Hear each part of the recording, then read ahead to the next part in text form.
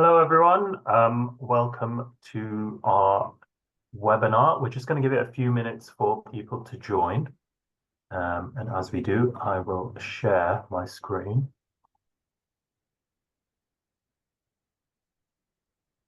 Go.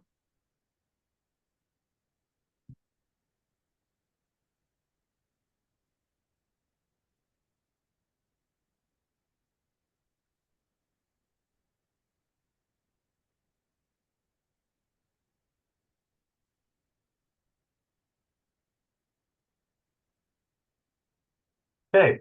Welcome, everyone, to our webinar on early warnings, a introduction. This is the second of our NEC 101 series with Sharpe Pritchard and Laura Campbell. Before we start, I just want to sort of quick housekeeping. At any point, if you have any questions, please feel free to drop them in the Q&A bit, the Q&A section of the webinar. Also, at the end of the webinar, we'll have there'll be a little quick survey, and I'm very eager to hear your thoughts on how this webinar went, and if you have any ideas for future webinars. So please, if you have the time, answer that. And yeah, let's begin. So yeah, today, I guess the agenda, we are going to do a quick overview or on early warnings, common mistakes, general advice, and best practice. And we'll be doing that through the lens of the NEC4 Engineering and Construction Contract, the ECC. Our speakers, we have with us Laura Campbell, Senior Associate of Sharpe Pritchard, and Robert Gerrard, Senior NEC Consultant. And they'll be taking us through the rest of the webinar. And yeah, I'll stop talking now, and I'll leave you with Laura and Rob. Thanks. Thank you very much, Fahan. It's really great to be here again in the NEC community, and as Fahan has said, we're going to talk about early warnings under the NEC suite of contracts, but focusing on the NEC4 ECC. So the way it's going to run is I'll talk through the slides, and Rob's going to chip in as well, and we'll just have a conversation really about how this works in practice and how the contract looks at early warnings. So the first question, looking at the principle of early warnings, what actually is an early warning? I'm sure you've all come across it if you're working on NEC contracts, but as a very basic initial point, it's not actually a defined term in the NEC suite of contracts. So you won't find it in clause 11 if you're looking for it there. It's not capitalized, it's not italicized, it's simply not there. So it's its own thing. So it does actually have its own section in the contract. So when you're initially looking for early warning provisions, you're going to be looking at clauses 15.1 to 15.4, the core clauses in the NEC4 ECC, and mostly across the suite that is replicated where the early warning mechanism is included. And essentially, the early warning mechanism is a contract and risk management tool, and it fits in very much with the spirit of mutual trust and cooperation, which is key to managing and understanding the NEC forms of contract. And you'll find those core provisions in sections 10.1 and sections 10.2 of the contract. It is beneficial to both parties as it deals with all risks under a construction contract that's run under the NEC forms. It's not a one-sided approach. And it is supported by an early warning register. I'm sure you've come across those, or perhaps the former name for them in the NEC3 was risk register. So it's similar to that. It's similar to a risk register. And similarly, for the early warning register, there isn't actually a defined or prescribed form for that in the NEC contracts. We quite often get asked, where can we find this? What form does it take? And there isn't a prescribed form. It's something that you'll develop on a project by project basis. In a format that suits your project, really. And I mean, I'm sure there are templates floating about out there, which different consultancy firms use, for example, which different clients use. But it's really, there's no prescribed form for that. It's however you think it's going to be easiest to set that up to manage your project. So in terms of notifying early warning, if you do become aware of one of the effects stated in clause 15.1, and I'll come on to those, then you do have to notify it. It's an obligation under the NEC to notify an early warning if you've become aware of an event that could have one of the effects stated in clause 15.1. So what are those effects? So there are 4 of them: an increase to the total of the prices, a delay in completion, a delay in meeting a key date, or impairing the performance of the works in use. So those are the items which need an early warning. So basically cost, time, delay in meeting a key date, or something that's going to lead to an impaired performance of the work. So the usual core aspects of construction contract. There are a couple of additional ones, and as with the NEC, as with many aspects of the NEC, whilst there are core clauses in relation to the early warnings, as I've mentioned, clauses 15.1 to 15.4. There are, of course, other provisions dotted around the contract, such as X 10.3. So if you're using X 10, then if you become aware of something that's going to impact on the information model, or if you're using BIM or another kind of information model, then there is an early warning in relation to that. Similarly, X 12.3 and X 29.3 if you're using them. So X12 obviously is multi-party collaboration. So if there's something that's going to have an impact on the partnership approach achieving their objectives, then you need to notify an early warning to comply with clause X 12.3. And similarly, X 29.3 is in relation to climate change. So if you've got climate change objectives in your contract, if you've selected that option, then there is an early warning there as well, just to make you aware of those. And we've said here, these are all threat type events. So events which could have a negative time, cost, or project objective impact on your project. And as I've mentioned, they're not all in one place. They're not confined to clause 15. So that's just a point to be aware of, that you can look in clause 15, but you need to look a bit wider as well. So next slide, please. Hang on, chip in. Let me chip in. Yeah, go for it. just a background for hand. Just 2 points on the register. So that it's quite a minimalist approach, as you rightly say. The early warning register, the contract expects at least 2 columns. You can have 10 if you want to, but the 2 columns are description of the matter, which is basically the subject of the early warning, and also description of the actions to be taken to avoid or reduce the matter itself. So if you want to, you can obviously put numbers against each early warning. You can put things like likelihood and severity and date of last discussion, anything you want really. Be careful not to make it a monster, but the two most important things is really a simple form of risk management: is what is it and what are you going to do about it? What is it, what are you going to do about it? So back to, as Laura rightly says, that the contract basically mandates notifying early warnings for those events that we put here is the word threat. So if you look at clause 15.1 in particular, it starts with the 4 bullets with the words increase, delay, and impair. So they're threat type events. There's absolutely nothing to stop you notifying an early warning that has the reverse of those. So what is increase, decrease? I'm not sure what the opposite of delay is, but never mind. Bring forward, improves, whatever the wording is. But the contract does mandate or obligate notifying of early warnings that has those threat events, and we'll see later that there'll be a sanction for not doing it. Okay, thank you. Back to you, Laura, and for our next slide then. So I think we've covered a couple of these points. So yes, so you can notify an early warning for anything else, perhaps opportunities or the reverse of the threats, as Rob's just mentioned, and that's covered in the last sentence of clause 15.1 of the NEC contract. So really, just to sum up what an early warning is, it's simply a warning. It can be good or bad, something that could happen.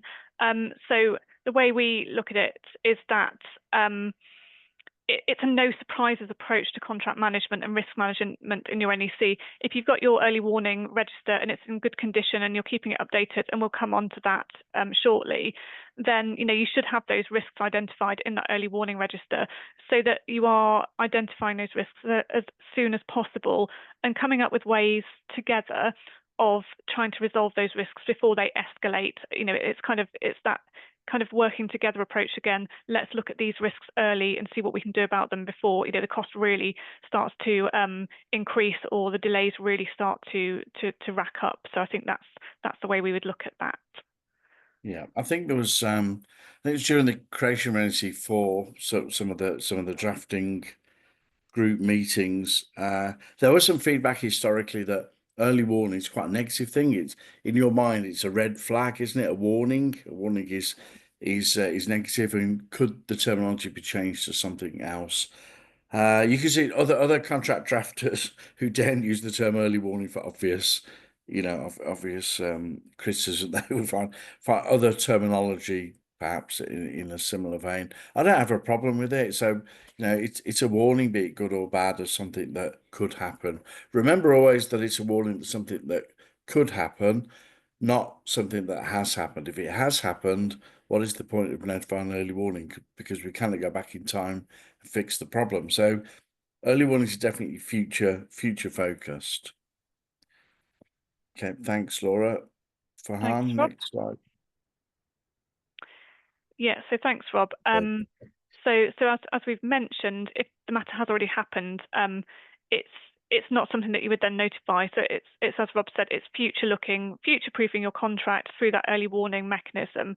So I mean, the language says it all really. It's an early warning. It's not an after the event warning. So those are obviously things to be notified in advance. So just to note that it could have an impact on other on other aspects of the contract or the project as well. So if there's an early warning and that event's actually happened, and we've given an example here, if there is a delay to completion because the supplier's going in, or the supplier went insolvent last week, well, that's happened. So there's no point giving an early warning about that because it's something that we know about, something that's happened. But you might have an associated early warning, which is that this is maybe quite a bespoke supplier, for example, and it's going to take a while to find a replacement. So then you would notify an early warning in that kind of scenario to say, okay, so the insolvency event, that's happened, that's occurred, but we're giving an early warning now to say that there might be a delay to the project because as a result of that insolvency, we need to find a new supplier. There aren't many of them out there. So here's the early warning, and let's get together and let's discuss how we can best find that other supplier. Is it a case of working together to maybe carve up that work? It may be that there are various suppliers and they could come in more quickly to provide the equipment or to do the parts of the works that need to be done. So it's that kind of although there may not be an early warning in relation to the main event that's caused an issue, there may be an associated one, so don't overlook those, however small or minor they may seem. And just to note as well that there's often a misconception that early warnings are a precursor to compensation events, and they're not quite linked in the way that you would maybe expect them to be, and we will come on to that, but there are separate processes for notifying those, and we will talk about that shortly. So next slide, please, unless Rob's got anything. No. I'll be quiet because I keep saying what's coming on the next slide because I already forgot what's coming. So my apologies. It's because we've prepared so well. We know exactly what we want to say. Notification under any contract, but particularly under the NEC, really important. There are provisions in the NEC about who notifies when, how, etc. So again, the first port of call for this is clause 15.1. So who notifies? It's the project manager or the contractor. So there are two options there. And it's as soon as they become aware of a matter that could happen from the list of those that you are obligated to notify. So that list that we talked about earlier, in 15.1, the time, cost, etc. impacts of the early warning. So it is important to notify it as soon as it becomes an issue, so that the parties are aware and so that they can start thinking about how they might resolve the issue. So in addition to that, the provisions in clause 13 also need to be followed, and those are kind of basic communication provisions. So 13.1, for example, the communication needs to be in a form which can be read, copied and recorded. So basically in writing, there's no point just agreeing this verbally. saying to somebody in a site meeting, for example, or phoning somebody up and saying, oh, we're notifying you of an early warning, that actually needs to be properly notified. If you're using a communication system, then that's probably the right channel, but as long as you're consistent with your form of communication, it's that form of communication that should be used. It needs to be sent to the correct address. I know that sounds like a really basic point, but if there's an address in the contract for notices, it needs to be sent to that address or sent via the communication system, which is identified in the contract. And it needs to be separate from any other communication. And again, I've seen this on a number of occasions where there's a notification of a compensation event and an early warning in the same notice, but they have to be separate. They're not the same thing. And the NEC does require that delineation between a notification for an early warning so that it can be assessed and managed under the early warning mechanism, and a notification for a compensation event so that similarly can be assessed and managed under its own set of criteria. So there is that specific, there are those specific clauses there in relation to how these are notified, who notifies them, and when. On let's get a bit of free legal advice from you, Laura. How do you think a judge might receive where something where there's a dispute where a matter has been notified as an early warning and a compensation event at the same time? Would they be prepared to accept that as a valid communication, or would they have something to say? I get the contract is saying, yeah, this is the way you should communicate, nice and clearly and separately. Don't mix things together. Yeah. Give people a chance to deal with it correctly at the time of the correct process, but how might it be ultimately received? I know once or twice they've looked back and implied, I don't know, something said in a minute of a meeting perhaps as, oh, I deem that to be an instruction. So they've got this canny knack of doing whatever they want as a court, but how do you think they might receive that? So I'm going to say what all lawyers say. It depends on the Depends. judge I love and on it. yeah. I mean, I think if you're reading the contract strictly, it's very clear that those communications must be separate. So if you're looking purely at the contract, that's how it must be done. If they're not separate, then there's an argument that they're not valid notifications because they haven't been issued in accordance with the contract. But the courts tend to apply commercial common sense in making decisions, and quite often they will look at the context of what else the contract says. So, for example, there are the provisions in the NEC about mutual trust and cooperation and working together collaboratively. There's also the point that if that's what the parties have been doing, if they've been bundling up notices throughout the whole contract, then I think there would potentially be an argument for conduct having been established. But again, it really turns on the facts of each particular project. So I think the answer really is the contract says those should be separate, so they should be kept separate. And it's as easy really in practice probably as setting up separate templates for different things, such as if you have to issue an early warning notice, here's the template we use. If we need to issue a compensation event notice, here's the notice we use. So that those forms are already set up and prescribed. And then there shouldn't be that sort of desperate need to issue a notice and somebody just doesn't read the contract and puts it all into one notice. So I think as a practical point on that, that's a good way of managing it, having those templates set up right from the outset to avoid that becoming an issue anyway.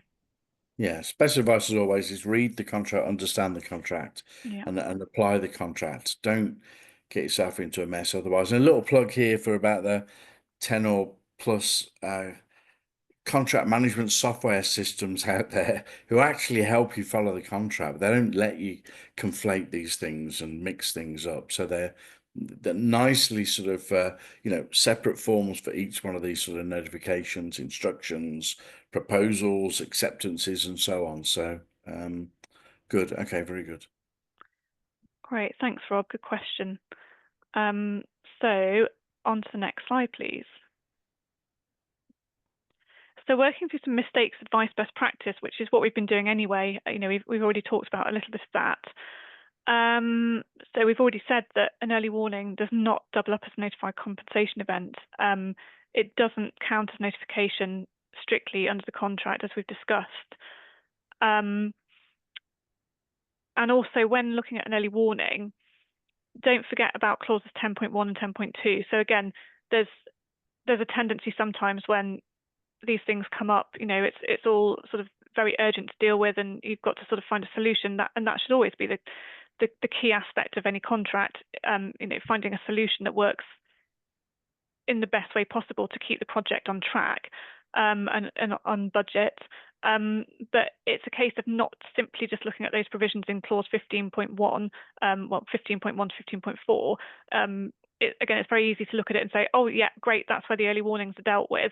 Yes, they are, but they're not in isolation to the rest of the contract. So we've already mentioned a couple of examples of where there are other instances where you need to give an early warning, such as if something happens in relation to climate change objectives, if something happens in relation to information modelling, if something happens in relation to partnership working, there are those other provisions.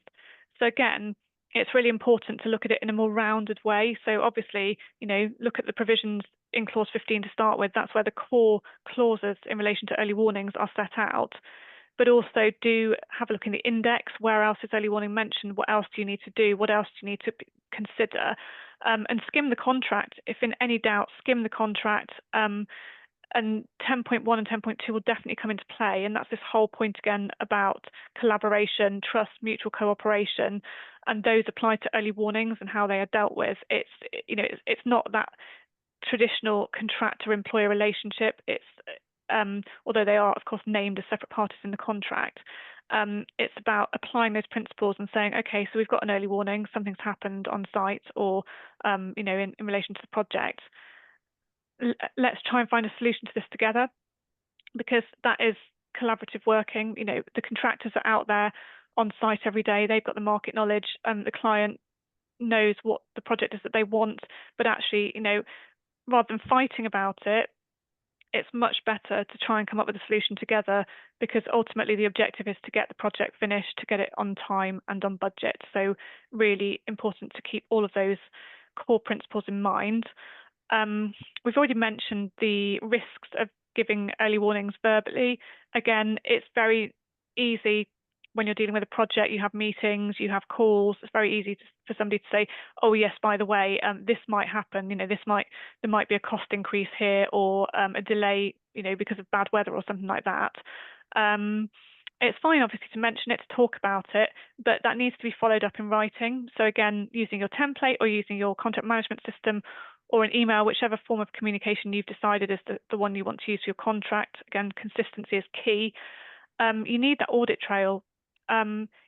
It's very unlikely that you would remember everything that was said about that early warning. And I think, having that detail, it just makes sure that everybody's on the same page about exactly what the impact might be and exactly what the early warning is. So it's really important to document that. And that's the same with anything in contract management. Documenting it is really key to making sure that you're managing it well.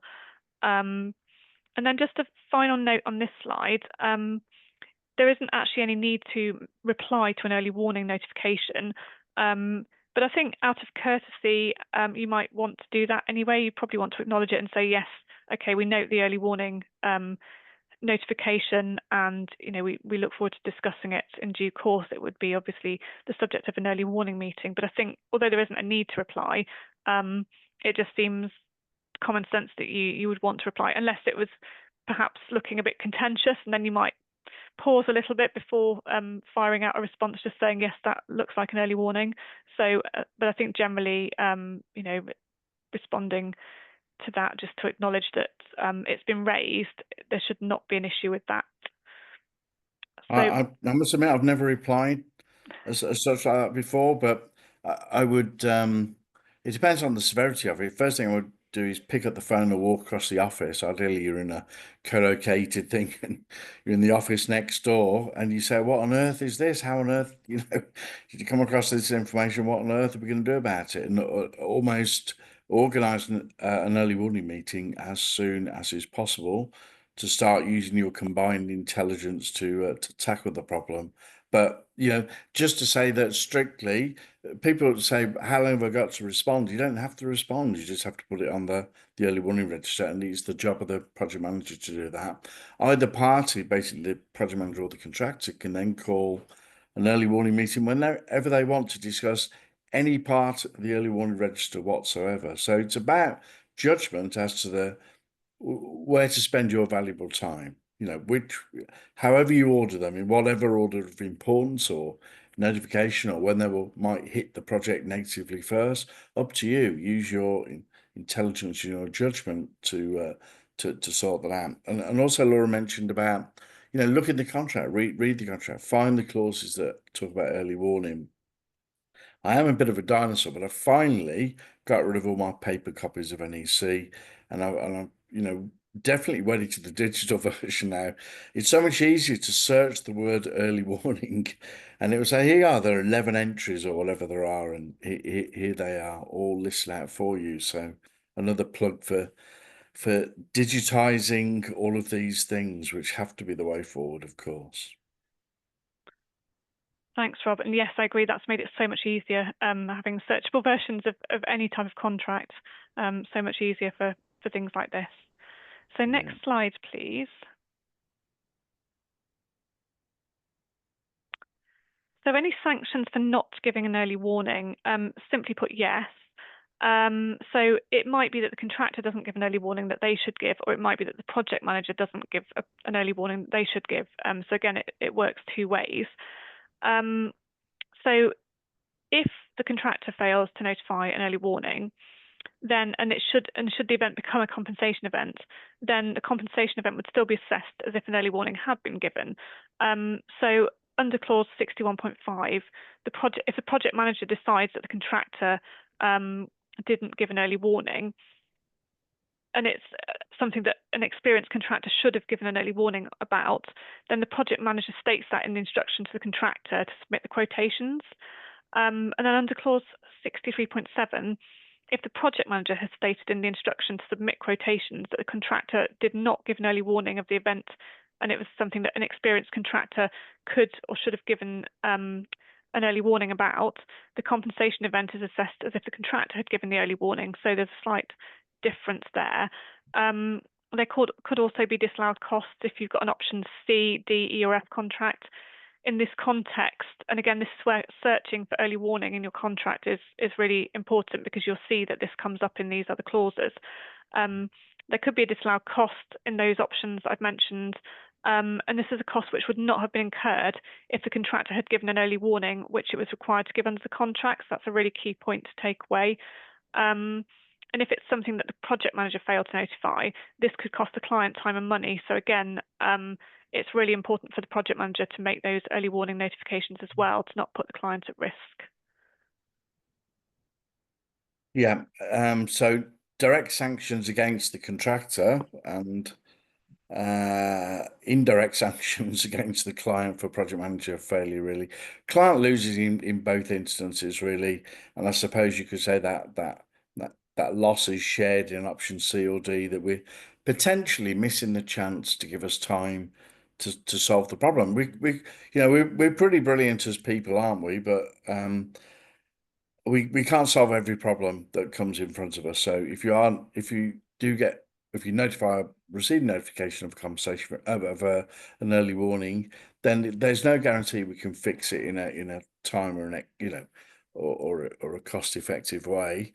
It's about giving yourselves the chance to avoid, reduce, and mitigate that event as best we possibly can. So it could be you just turn a dial, or you spend $1 million or whatever. Who knows what the answer might be, if indeed there is an answer. Sometimes it is what it is. There's literally nothing that one can do about it. But more often than not, combine some intelligent people's minds, and we can solve many a problem that is presented to us. Okay, thanks, Laura. Great, thanks, for Rob. that, Farhan. So what happens next? So you've identified that there's something that requires an early warning to be notified. It's been notified. What happens next? So you've probably all been wondering about the early warning register. We've talked a little bit about it. And the early warning meeting, we've not said too much about that. So the project manager adds each early warning to the early warning register. That's set out in the contract. That's a contractual requirement, a responsibility for the project manager. So they add that early warning to the early warning register. We've talked about the different forms that might take, and how that's something that can be drawn up to suit your project. It could have 2 columns, it could have 10 columns, as Rob said. And And this early warning register should have been initially drawn up by the project manager within a week of the starting date of the project. So whatever date you've identified in your contract as the starting date, within a week of that, you should have access, and this is all parties should have access to that early warning register. So that's the project manager's responsibility. And that, a bit like the programme, it's not a static document. It's not a fixed document. It moves as the project progresses. So it's something that is not fixed. It's supposed to be continually updated as the project progresses. I mean, obviously, if there aren't early warnings, you know, if you're lucky and you don't have to notify early warnings as part of your project, then it may be that it doesn't ever get updated. But I think that would be very rare. So I would expect that to be updated as and when those early warnings are notified. In terms of the early warning meeting, that, as we've said on the slide, may be called at any time. And again, Rob's mentioned this previously, that if you're working in, if you're co-located, then it's probably best to try and set that up straight away. If an early warning notification comes in, then you'd be probably going across the office, as Rob said, to have an initial discussion about that and get the meeting set up. So it can be established at any time. The first one's supposed to occur a couple of weeks into the contract. So I kind of see that as an initial review of the early warning register. So the project manager's produced it, you've had it for a couple of weeks. So all of the parties have the opportunity to review that and say, yes, that looks sensible, or no, actually, we'd take a couple of things off there, you know, they've passed, or actually, now that we've started, now that we're a couple of weeks in, there are a couple of other items that we would suggest adding, or that we think should be added. I mean, obviously, the obligation to notify early warnings commences as soon as the contract is entered into. So even at that meeting at the start, there shouldn't be any surprises. If there are things that immediately you become aware of that need notifying as early warnings, you should be doing that. So that meeting is really a chance to capture any of those initially once the project has started. So that happens a couple of weeks into the contract. The project manager does have to instruct the contractor to attend that meeting. So if you're a project manager, that's an additional responsibility. It doesn't happen automatically. I mean, I'm sure that would be set up as part of the project startup anyway. You know, I'm sure on your project plan you would have that scheduled in for a couple of weeks afterwards. But just a note there, not to forget to invite the contractor. So then the early warning meetings during the course of the project, they'll either happen on an ad hoc basis as and when you need them, as and when an early warning is notified. But if, for example, it's all going well and no early warning notices have been notified, I mean, there are two things that could happen there. Either early warning notices haven't been issued because no early warnings have come about, or there haven't been notifications because the contractor or the project manager has failed to make those notifications. So it's going to be one of those two scenarios. So if there isn't a need because no early warnings have been notified, then those meetings should still take place, but it should be at no longer than the interval described in the contract data or as otherwise instructed by the project manager or the contractor. So again, in the contract data, before you enter into the contract, you will have identified an interval for those early warning meetings.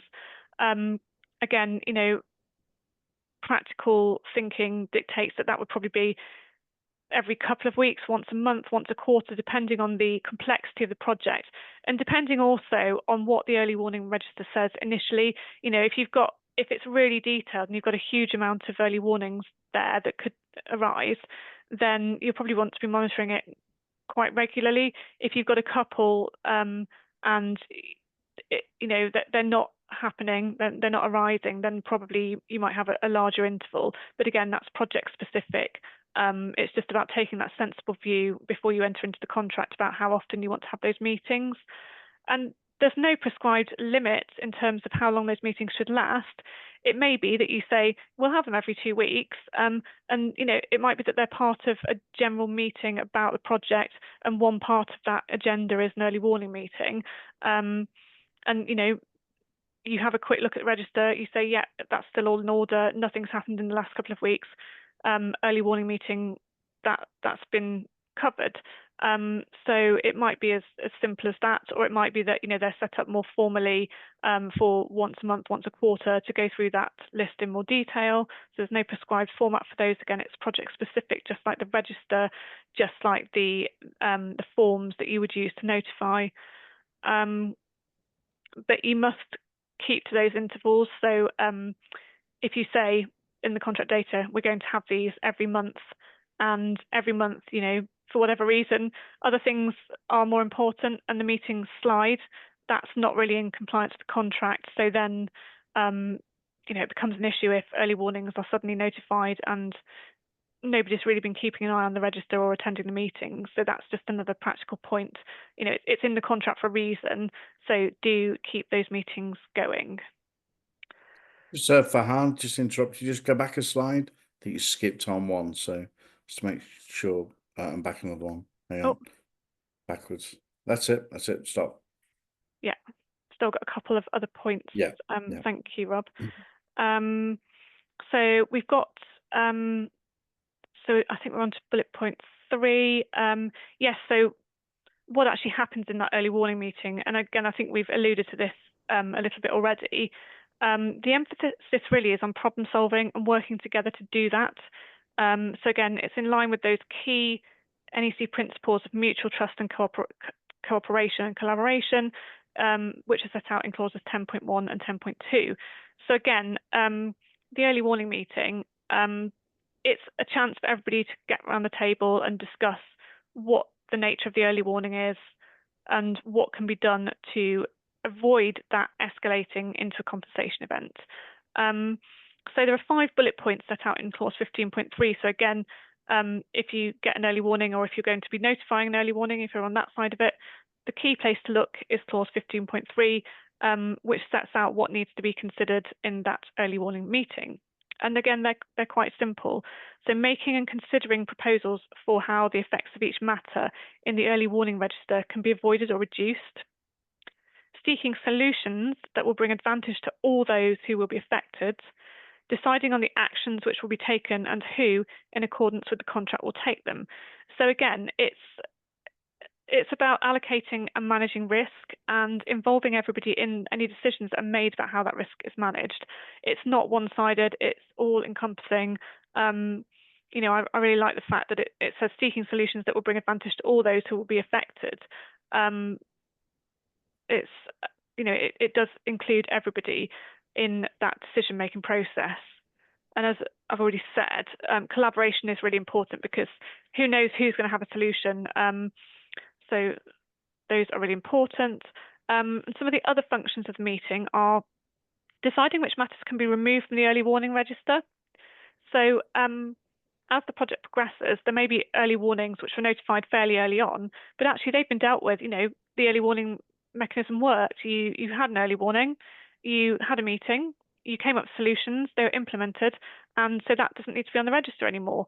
So that's another function of the meeting, just to kind of keep it updated, to keep refreshing it as the project progresses, to make sure it's current and up to date.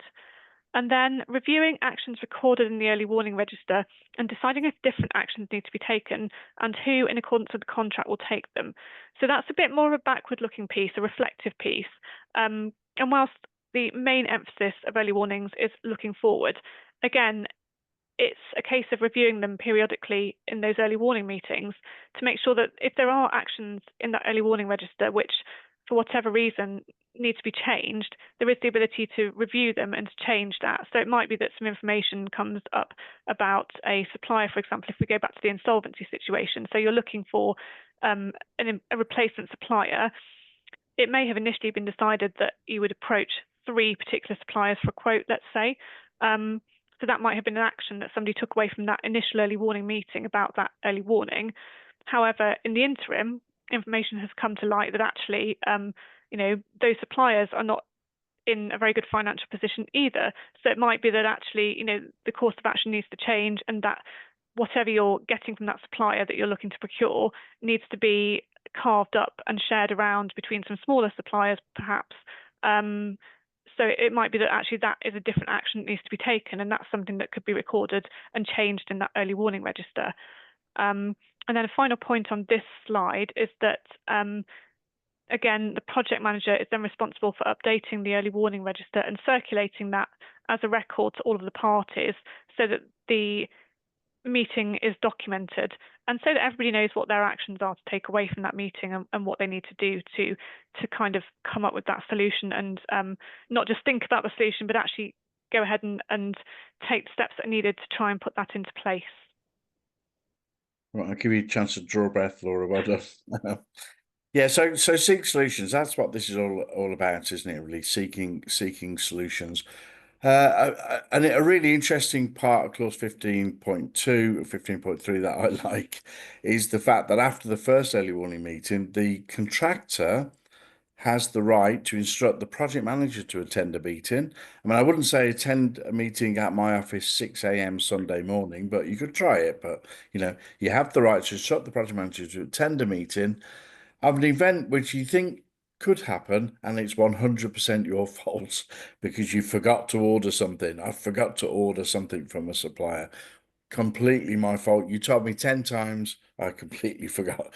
Now, can we have a meeting, please, to discuss how we might mitigate that? It's quite, that's an interesting perspective. But contract says you have the right to instruct the project manager should attend the meeting, and under clause 10.1, they should act accordingly. 10.2, they should act in that spirit of mutual trust and cooperation and pitch in some ideas to solve the problem. So this is not about blame, maybe you blame at some point, I don't know, but let's just focus on solving the problem. There's a problem in front of us. Who's ever making it is, let's set about trying to solve the problem. So the contractor has the right to instruct project manager to attend an early warning meeting. It's not one-way traffic. I mean, an interesting statistic would be how many early warnings are notified by contractor versus how many by project manager. Top of my head, I would say that I observe 90% of early warnings come from the contractor, which is wrong. I actually think most of the early warnings should come from the project manager, because most conversation events in turn that start the life out perhaps as early warnings come from instructions from the project manager to change the scope. So actually you are obligated, when you're thinking about changing the scope that you believe could delay completion or increase the prices, you should be notifying an early warning, but I don't find that happens in practice. So a couple of just interesting observations. Okay, thanks, Laura. So next slide. Right, thank you. So another slide on mistakes, advice, best practice. As the slide says, if you're in any doubt, then notify an early warning. So if you're dithering about it, or is it an early warning, isn't it? The best thing to do is just to issue a notification, and then you're covered either way. And it will be added to the register. It will be discussed at the meeting, and if you go to the meeting and all parties agree that actually it's probably not going to have a time cost impact on the project, or any other sort of negative or even positive effect, then it can be taken off the register. It doesn't need to be on there forever, and that's why those provisions are in the contract about that being continually reviewed and updated after those meetings to deal with scenarios such as that. So again, we've talked a little bit about the form of the early warning register. It will have at least 2 columns. You may add more if you wish to, depending on your project. And then on to meeting attendees. So this, again, is an interesting one, which we don't really see in other forms of contract. So 15.3 deals with this. And it's really a case of thinking about who is best placed to attend that meeting. So obviously the contractor, the project manager, the client, but there is the ability to invite others into that meeting. It's not just the parties to the contract. And I find this really interesting because it could be that you need to invite subcontractors along. There could be other third parties. For example, if you're having issues with a statutory body, for example, a water board or electricity, gas provider, that sort of thing, and that's having a real impact on the operations on site, it might be that you want to invite a representative from that organisation along to your early warning meeting, because obviously you've got to work together to find a solution to that problem. Now, if you're having issues getting the electric connected to the site, for example, then it might be appropriate to bring in somebody from an electricity company to get them around the table as well, to help them to understand what the issues are and for them to input into how that might be progressed. Subcontractors, similarly, obviously they're managed by the main contractor, but if you're having issues with getting subcontractors to, to work to time and budget, then again, it might be really helpful to bring them in and to have that round collaborative conversation rather than, again, working on a kind of pushing down the blame basis. So again, it might be that subcontractors actually, once you sit down with them, if there is an issue, then discussion always helps, I find, with anything under a contract. You can send emails, you can write letters to each other, but until you actually sit down and understand what the issues are, they don't tend to get resolved in a collaborative way. And I think there can be a lot of misunderstanding. So I think these early warning meetings, including those other parties, are really a good way of doing that, of really understanding, okay, what is the issue that's going to arise? What can we do to resolve it? What's going to get us to where we need to be? So again, have a think about who it might be necessary to invite, who's going to be affected by the matter that is the subject of that early warning. Who is it going to be? Bring them into the meeting. Obviously, if it's going to be contentious, then again, maybe you wouldn't bring them in, but it's kind of applying common sense again and thinking, is it worth us having a conversation altogether with that organisation to try and move this forward? And then finally, on this slide, a couple more points. And I think I've mentioned this already, there isn't really a format set out for an early warning meeting. There's flexibility, so it's something that you can organise in a way that suits your needs, that suits the needs of the parties of the project. There's nothing to say it can't be done in person or remotely. It depends how you're working.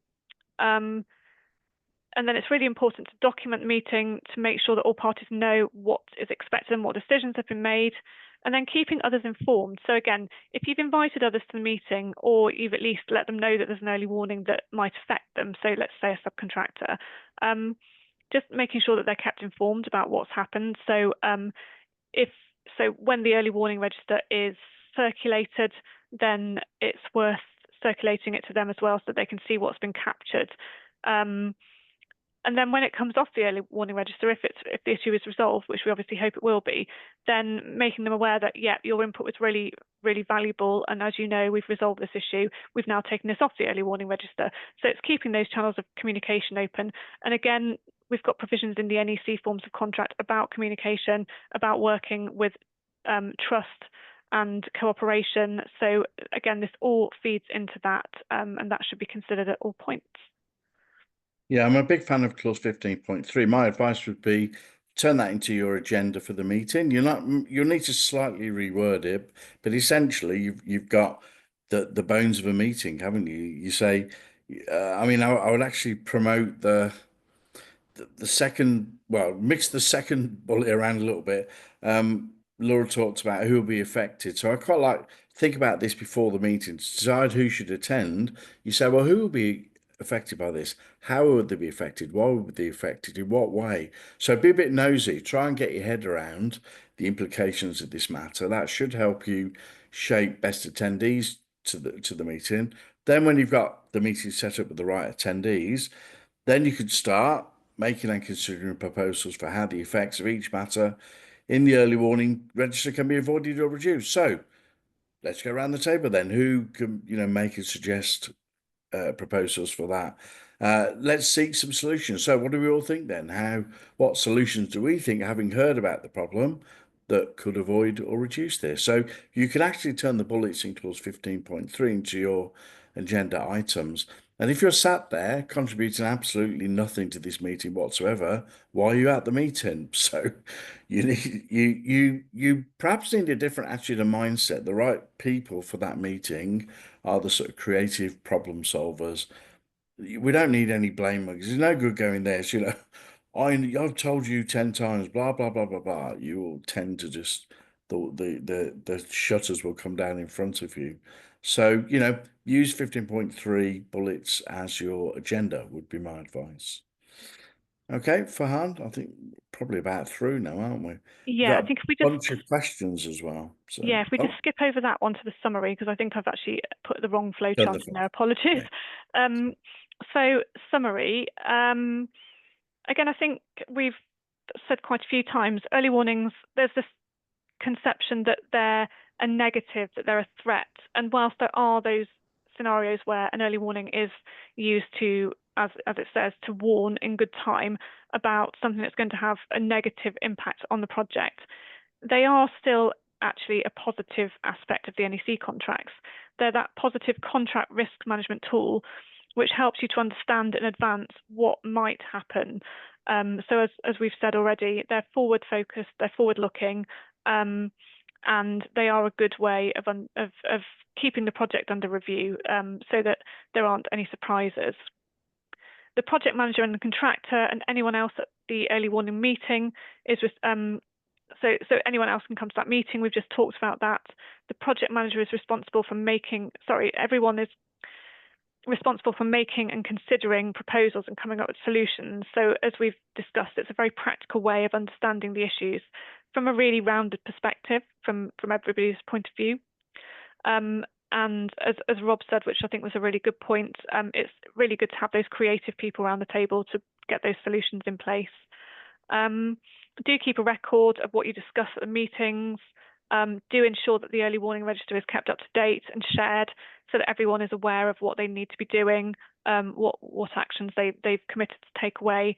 You can revisit those actions, you can revisit those early warnings, you can remove them from the register, or you can add new ones to the register as and when they occur. It is, as we've said, it's a mechanism designed to involve all parties collaboratively to avoid and reduce the impact of events on the progress of the project. Obviously, the ultimate aim is to get your project finished. And ultimately, the aim of these is to avoid compensation events arising if the early warning register is managed and the meetings are managed properly. It's forward-looking, it's a creative problem-solving mechanism to avoid cost, time, and other types of slippage. So there are threats and opportunities which can be subject of early warnings, but generally I think it's a positive contract and risk management mechanism in the contract. Fantastic. So I love it to bits. To me, it's my favourite part of the contract. The only one thing I'm not a fan of in clause 15.3 or so is basically removing those early warnings which have gone, which you've dealt with. I'm not a fan of that. I quite like keeping the audit trail. So I would have a column which said live or dead.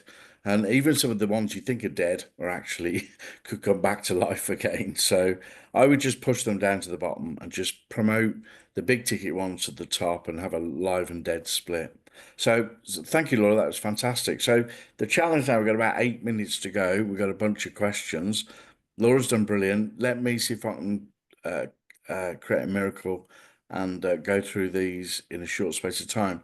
So if you're following these, the first question came in at 11 minutes past 12 UK time from an anonymous attendee. If you look in the Q&A box, there are the questions. So let me have a go. Chip in, Laura, if you think I've got something completely wrong. So how's the contract do with request for information, RFIs, or technical queries? TQs, it doesn't. You're making these processes up. That's what we've done for 1,000,000 years in the industry. I would not use them. That was my advice. It can be argued that an RFI or a TQ is not, in fact, an early warning. You know, you didn't follow the contract. You didn't notify it separate from other communications.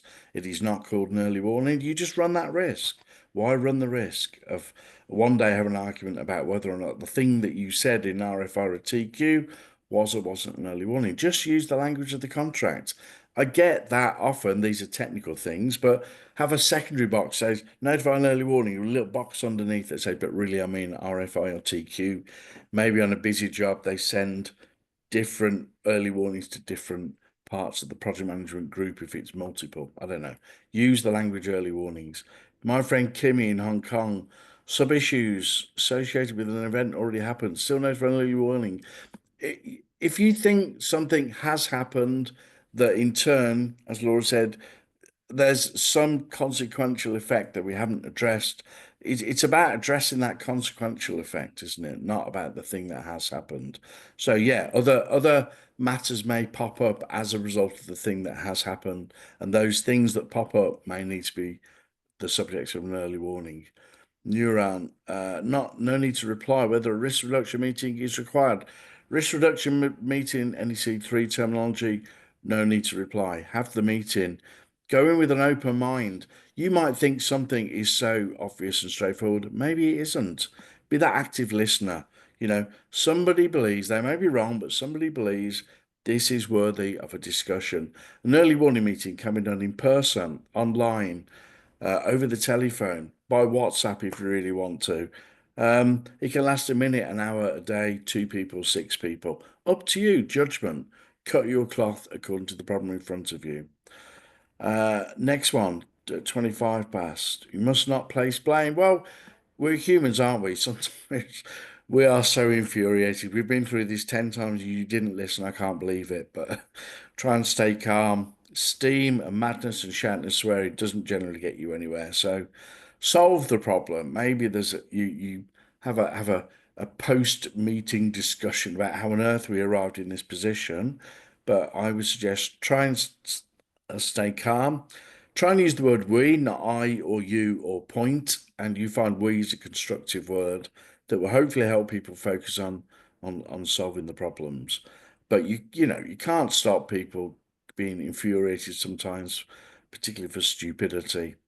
Next one, instances where errors exist between printed copies of the NEC4 and digital ones. Whoa, I'm not aware of any of that whatsoever. It's nothing to do with that. Is that your own early warning to us or the early warning to the world? Watch it. I'm not aware of that. I've never heard of that at all. So please follow that up or send me an email. I'd like to know. Stephen, 33 minutes past. I've got 3 minutes left. PM repeatedly fails to respond to an instruction. Wow, blimey. What would you suggest? Hopeless project manager, incompetent. Try and get them replaced. As nice a possible way as you can. I mean that's hopeless, isn't it? My advice to the contractor: stay calm, keep doing what you know is right, but that is not acceptable if you've got a non-responsive. I would call them an indolent project manager at that point. Christian, NC notes conversation says blah blah blah.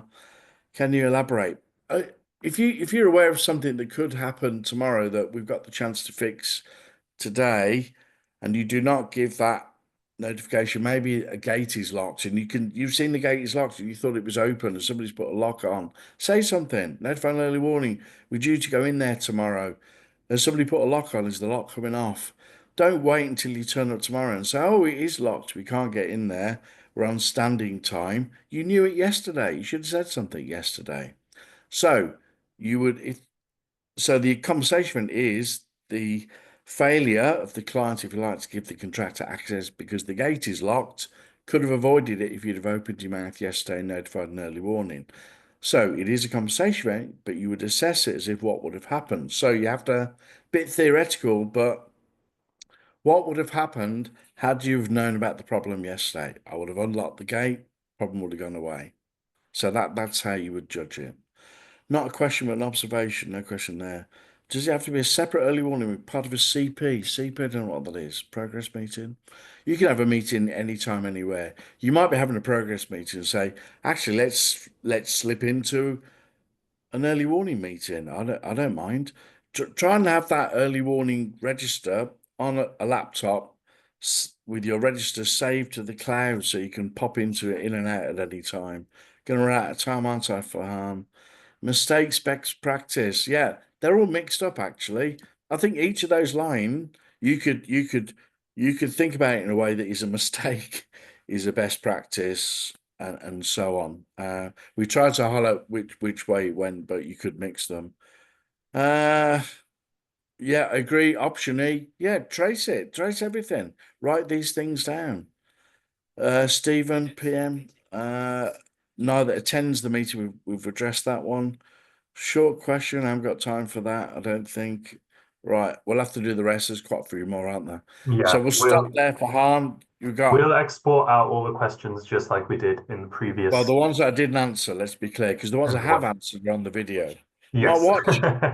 My watch is trying to talk to me at the same time I'm trying to talk to you guys, but I normally swear at it, and it normally says I cannot reply to that, but I've been very well behaved for once. Anyway, sorry. Thank you very much. And just before we go, just a few things here. I think I've set this up correctly, but if you click on the resources button on the screen, you should find links to our upcoming conference, the 16th of June in London.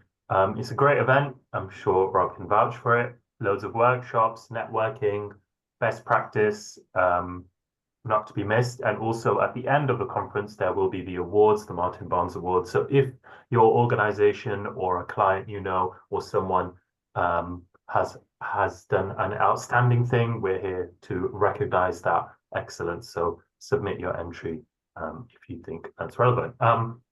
And finally, yeah, more webinars. The NEC 101 series, we're hoping to continue with Laura and Rob. Like I said before, there'll be a quick survey, 3 questions. So if you do have any ideas or any feedback, we'd love to hear from you. And if you've missed the first episode, you could go back on the past events section of the website where you could find all the past events, so all the webinars, recording slides and questions, and that's where the recording slides and questions for this webinar will also end up. And finally, a huge thank you to Sharpe Pritchard and Laura Campbell for joining us, and Robert Gerrard, and our contact details are here if you would like to find out more or get in touch. So yeah, thank you very much. I don't know if you guys have any final things to add. No, thank you, Laura. Well done. Thanks. Thanks for your questions, Great. guys. Thanks. And we will answer the ones that we didn't get round to then. And enjoy the rest of your day, everybody. And I hope your weather cheers up for you in the UK. Thanks everyone. Rob. Bye. Bye.